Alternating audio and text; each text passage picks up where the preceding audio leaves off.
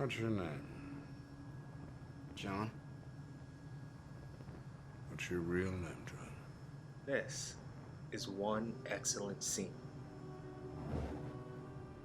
I've already made a previous submission to this wonderful venture by Nando V Movies. You should watch it right after this one. But while I was working on that video and rewatching the original trilogy, this scene caught my attention and I just couldn't ignore it. Now, whereas the topic of my last video was a dramatic and climactic moment to end the original trilogy, this scene is the exact opposite. It's quiet, short, and has minimal bearing on the overall plot. It could have been deleted and you wouldn't have even noticed. The scene in question is just over halfway through X2. Professor X and Cyclops have been abducted, Xavier's school has been raided by Colonel Stryker, all the kids have either been kidnapped or are on the run, Logan and a couple of kids have gotten into a bit of domestic trouble, and their super secret military jet has just been shot out of the sky, only to be saved by Magneto. When will these people learn how to fly? A lot has just happened in the movie, and this scene is part of a sequence that's a much needed break between major plot points. All of our main characters are on their private plane together, but they're not a team. They're two camps of diametrically opposed ideologies. They just temporarily set their differences aside to save one man, Charles Xavier. This could have very well turned out to be a boring scene, as there wasn't anything that needed to be accomplished. But one thing this scene does is showcase key elements of Erik Lehnsherr's personality and charm outside of Magneto, and it utilizes different characters to do so. Let's start with Rogue. The last time these two characters met, Magneto had kidnapped her and almost killed her at the Statue of Liberty in the last movie. Erik was clearly the villain, along with Raven at his side. They were squarely opposite the X-Men, culminating in the climax of the first movie. Magneto was of course stopped, and his plan was a failure. And yet, upon seeing her again, Erik is able to crack a joke about the last encounter and the side effects of his failed mission. We love what you've done with your hair. He knows he's in hostile territory, but he still pokes the bear, especially the one who hates him most. This joke shows Erik to be back to his true self, calm in the lion's den, unfazed, even with what's about to happen.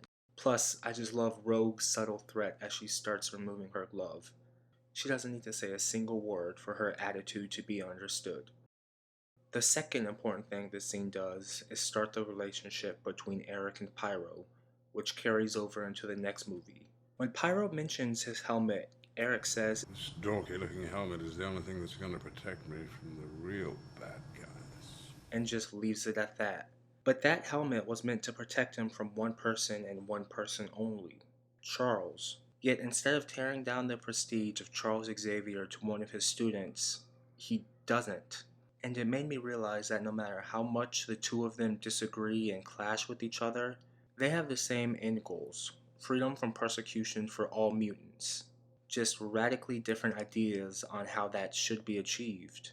And by refusing to attack Charles when given the chance, Erik shows that he still has respect for him even after all of their past. The two of them are two different sides to the same coin. Who's right or wrong is simply a matter of opinion.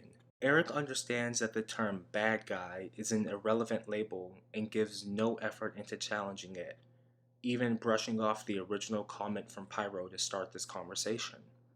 So, they say you're the bad guy. Is that what they say?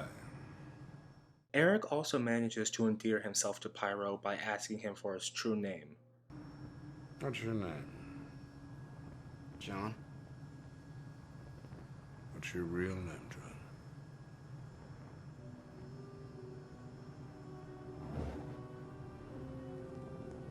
Pyro. For someone who's always had to control and hide their powers, simply acknowledging them is a huge step forward and a break from everything that Pyro's been told in the past.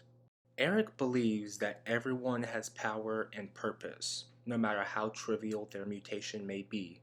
He believes, and rightfully so, that all mutants are the next stage in human evolution. You are a god among Erik never thinks of himself as better than any other mutant, although he does know that he's one of the most powerful.